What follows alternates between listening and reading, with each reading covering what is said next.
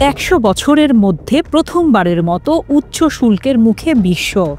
1910 সালের পর প্রথমবারের মতো উচ্চ শুল্কের মুখে গোটা বিশ্ব পড়েছে। এ অবস্থায় শুধু যুক্তরাষ্ট্র নয়, বিশ্বের অনেক দেশে অর্থনৈতিক মন্দার আশঙ্কা করছেন বিশ্লেষকরা। মার্কিন প্রেসিডেন্ট ডোনাল্ড ট্রাম্পের শুল্কারোপের বিপরীতে এরই মধ্যে পাল্টা করারোপ করেছে চীন ও কানাডা। আলোচনার পথে এগোচ্ছে ভারত, ভিয়েতনাম ও ইসরায়েল।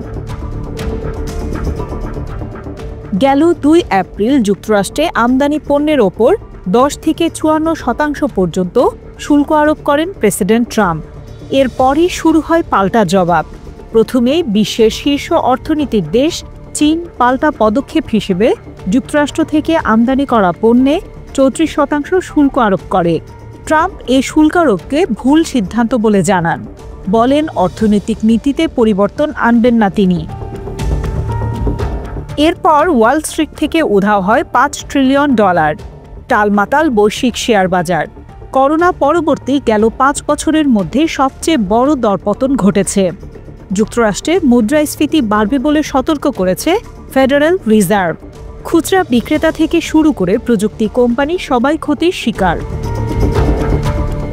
অতিরিক্ত শুল্কের কারণে বিশ্বের বৃহত্তম ভোক্তা অর্থনীতির চারপাশে নতুন বাণিজ্যিক বাধা তৈরি করেছে, যা বিগত কয়েক দশকের বাণিজ্য উদারীকরণ নীতির বিপরীত।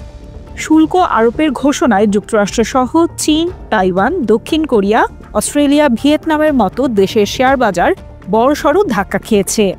ইতিমধ্যে বিশ্ববাজারে লাফ দিয়ে বেড়ে গেছে স্বর্ণের দাম।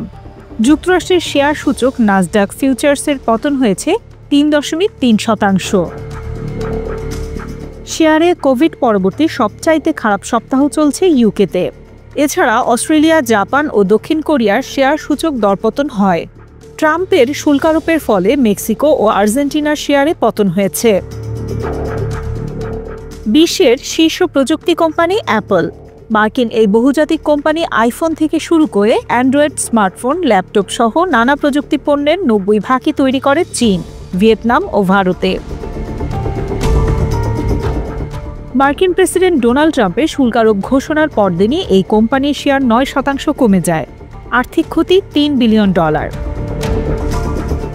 অর্থনীতিবিদরা জানান, খুচরা বিক্রেতা, ব্যাংক, পোশাক খাত, এয়ারলাইন্স ও প্রযুক্তি কোম্পানিগুলো সবচেয়ে বেশি ক্ষতির শিকার। ঝুঁকির কারণে অনেক বড় বড় প্রতিষ্ঠান বিনিয়োগ তুলে নিচ্ছে। এ অবস্থায় শুধু যুক্তরাষ্ট্র নয়, বিশ্বের অনেক দেশেই অর্থনৈতিক মন্দার আশঙ্কা করছেন বিশ্লেষকরা।